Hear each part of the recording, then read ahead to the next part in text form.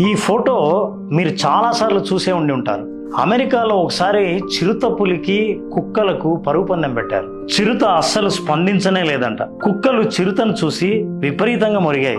కానీ చిరుత మాత్రం పట్టించుకోకుండా కూర్చోవడం అక్కడున్న వాళ్ళందరినీ ఆశ్చర్యపరిచింది. ఇక పరుగు పందెం మొదలు పెట్టగానే చిరుత తనకేం సంబంధం లేనట్టు కూర్చుంది. అప్పుడు సైకాలజిస్టులు చిరుతపులి మనస్తత్వాన్ని స్టడీ చేస్తే తెలిసిన విషయాలు ఏంటంటే, చిరుతపులి ఆలోచన స్థాయే వేరని, అవి ప్రతి యాక్షన్కు రియాక్షన్ ఇవ్వాల్సిన అవసరం లేదని ఆలోచించే కేటగిరీకి చెందుతాయని తేల్చారు.